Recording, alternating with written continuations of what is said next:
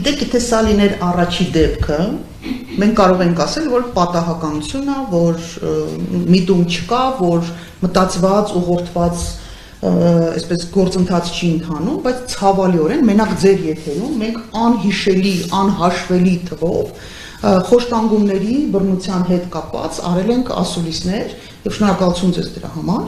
եւ ամեն անգամ մենք հանդիպում ենք այս նույն հայտարարությանը ես երևի շատ հին եմ բայց ես անհիշելի ժամանակներից հիշում եմ այս հայտարարությունը ասում եմ Արաֆիկ вообще ни в чем не виноват եւ ամենատխուրը գիտեք ինչի մեջ է որ մինչեւ քննություն իրականացնել մինչեւ քննության ավարտը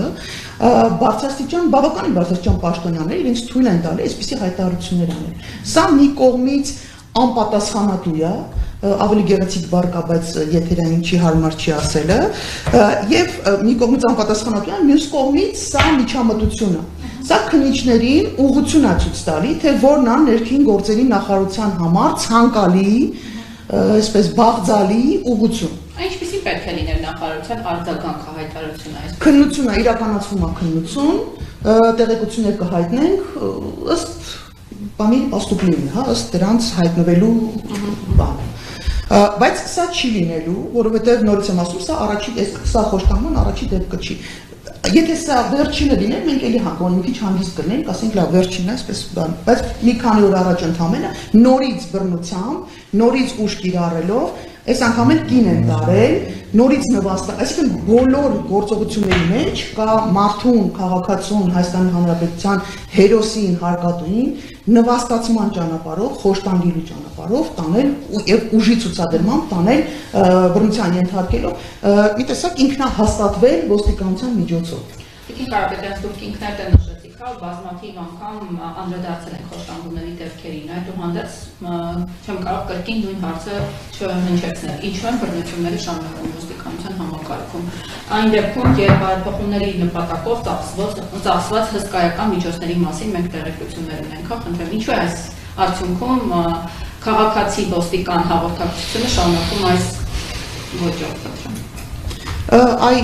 որտեղ մնացին բարեփոխումները, այդ հարցը պետք է տալ քաղաքասարակության ներկայացուցիչներին, ովքեր 3 տարի գլուխ էին լվանում հարտուկում ու համոզում էին հասարակությանը, որ այս իշխանությունները գնում են բարեփոխման ճանապարհով։ Այդ հարցը իրանց կտակ։ Իրանց հարցը կտակ նաև այդ ոնց եղավ, որ 3 տարի բարեփոխելուց հետո 3 տարի չէ, այս իշխանությունը 7 տարի իշխանության է։ 7 տարի անձնվիրաբար ինչ-որ գործողություններ անելու արդյունքում ոնց է ստացվում, որ մենք ականատես ենք լինում 96 թվականին բնորոշ գործողություն, 2000 թվին, 2013, 2008, 2015, 2016, 2000 ու այդպես անսահմանափակ բոլոր ժամանակներում սա այն մեթոդականությունն է, որը եղել է բոլոր ժամանակներում։ Ինչու չի փոխվում ոստիկանությունը, ինչու այս իշխանությունը չգնաց ոստիկանությունը բարեփոխելու, կոնկրետ գործի հետ կապ չունի, ես ներողություն եմ խնդրում իհարկե ուժողից, որտեղ ինքը հիմա բայց պիտի հասկանանք նաև որ խնդիրները ընդհանուր են եւ համապարփակ են։ Ինչու չի գնում փոփոխությունների, որտեղ այս իշխանություններին եւս պետք է ոստիկանություն, որը կկատարի ապօրինի հրամաններ։ Եվս պետք է իշխանություն, ոստիկանություն, որը որ կգնա բռնության, եթե այդպիսի հրաման հնչեց իշխանությունների կողմից։ Ես պնդում եմ, որ այս դաբրոն տրվել է իշխանությունների կողմից, որովհետև շատ կարճ ժամանակ 18 թվականից հետո մենք տեսել ենք չբարեփոխված, չլուստրացված, չվեցինգված, ոչ մի բան չարած, այսքան փող վրան չթափած ոստիկանություն, որը շատ նորմալ էր ու ադեկվատ։ Շատ նորմալ հստակ իր գործողությունները իրականացնում էր։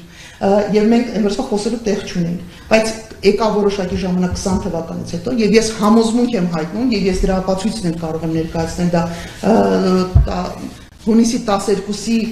բաց ամբիոնից թիվ 1 հարթակից ջատագովումն ու ծափահարություններն էր եւ բանի վարչապետի կողմից որ ոստիկաններ ավելի լավ տենց ներգործություն ունենան, իրանք ավելի շատ կպարգևատրեն եւ շնորհակալություններ հայտնում բռնության համար։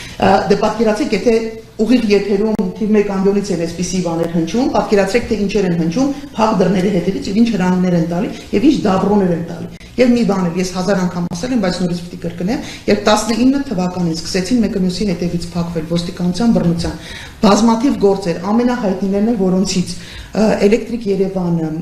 Սարի թաղը ու էլի բազմաթիվ այդպիսի դեպքեր, երբ սկսեցին, որոնք չէին փակվել Սերժ Սարգսյանի ժամանակ, Նիկոլ Փաշինյանի օրոք երբ սկսեցին փակվել, ես այն ժամանակ եմ ասել, որ ոստիկանությունը կիրառել է նույն գործիքակազմը, որը կիրառել է 2000 մինչև 2018 թվականը։ Ու ցավոք սրտի սա գնալով ավելի խստանալի է, մեր հասարակությունը կարող է ականատես լինի շատ ավելի տխուր եւ թե քանակով, թե ծավալով, թե իր էության բովանդակության շատ ավելի ծանր դեպքերի են ականատես լինելու։ Ցավոք սրտի այս իշխանությունն է պետք է այսպիսի ոստիկանություն նելու է տալի տեսախցիկը չի մնացնում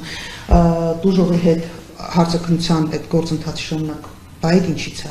Իսկ որ շտապօգնություն են կանչում, շտապօգնությունը տեղ չի հասնում, բայց ինչից է։ Իսկ որ մարդը գնում է իրանց տարածքային բուժ հաստատություն ու տեղ էլ չեն տեսնում, բայց դա ինչից է։ Եվ վերջապես մեծ հարցեր կան, շատ հարցեր կան, որոնք խոսում են դասական, դասագրքային, համակարգային կոռուպցիայի մասին։ Եվ բոլոր ովքեր ամեն անգամ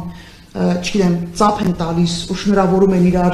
համակարգային կոռուպցիան հաղթելու հարցում, ես ուզում եմ հարց տամ, դուք նույն բանն եք ասելու, երբ որ ձեր նկատմամբ լինի այսպիսի բռնություն, իսկ այս բռնությունը որևէ մեկին չի երաշխավորելու, որովհետև այս իշխանությունը ապացուցել է, որ ինքը ամեն անգամ իրեն նվիրված, անձնվիրաբար ծառայող մարդկանց անգամ չի խնայում։ Հետևաբար, այո, սա ինչ որ պահի գալու է ծեծելու ցանկացած մեկի դուռը։ Ու սա մի մարդու խնդիր չի, սա մի քաղաքացու խնդիր չի, սա մի խումբ մարդկանց կամ քաղաքական կամ ինչ որ այլ հետաքրքրություններով միավորված մարդկանց խնդիր չի։ Սա համընդհանուր անվտանգության խնդիր է։ Շնորհակալություն, խնդրեմ ներկայացեք եւ հարցը։ Պանորամայյան Տիկին Կարապետյան, վերջին շրջանում ոչ միայն ոստիկանական դատարանությունում համակարգում, այլ առհասարակ տարբեր ոլորտներում շատ են բարձրաձայնվում քաղաքացիների նկատմամբ անհարգալից վերաբերմունքի, նվաստացումների, ատելության խոսքի առումով։ Դա ինչի մասին է խոսում։ Նաեւ հենց լրագրողների։ Սա ցավալիորեն ես ամեն անգամ մատնանշում եմ իշխանություններին, ինձանից շատ վիրավորված ու նեղված են, բայց սա իսկապես իրենց խնդիրն է, որովհետև իրենց ձեռքում կան գործիքներ եւ միջոցներ եւ հնարավորություն եւ առնվազն գոնե իրանք են դրա մասին ամեն անգամ հայտարարում, որպիսի կասեցնեն անընդհատ մեկը մյուսի հասցեին ատելության խոսք հնչեցնելը ինքը չի կարող անհետևանք լինել, ինքը անպայման հասարակության ներսում գտնում է իր, այսպես, ինչ ասեմ, ֆանատներին։ Ու երբ որ շարքային քաղաքացին տեսնում է, թե ոնց է ամենաբարձրաստիճան պաշտոնյան որոշակի շարժումներով կամ բառամթերքով կամ պահվածքով, վարքով, հայացքով, եթե ուզում եք դիմացինի հետ անհամաձայն իրենց հետ անհամաձայն մարդկանց հետ վարվում, ինքը համարում է, որ դա վարքագծի նորմալ կանոն է, որ ճիշտը տենց է։ Ու այս իշխանությունը այո մեծագույն պատասխանատվություն ունի ու մեղքի բաժին ունի, որովհետև ինքը կարող էր Եթե տենց հեղափոխական են, ասի ժողովուրդ, լավ, եկեք կանգնում ենք, այստեղ կանգնում ենք, այսօրվանից մենք կանգնեցնում ենք, մենք գոնե, չգիտեմ, բան ենք հայտարարում, հա, մառատորի ենք հայտարարում այդ ատելության խոսքի, բայց իրենք ամենացածր ռանգի, ամենայն չնչին ռանգի չինովնիկից միջև ամենաբարձր աստիճանի չինովնիկներ, այնպիսի վարքագիծ են դրսևորում, որ ինքը չի կարող անհետևանք կորել, ոչ մի էներգիա, հատկապես բացասական լիցքավորված էներգիան ինքը չի կարող կորել բնության մեջ, ինքը անպայման իր դրսևորումները գտնելու է, բայց այլ իրանց համար է շատ վատ լուր ունեն, իրանք լավ չեն պատկերացնում, որ ինչքան իրանք բացասականը գեներացրեցին, այնքան իրանց վերադառնալու է շատ ավելի բացասական, իրանց մերժելուց թավ վիշով վախենամ չմերժեն։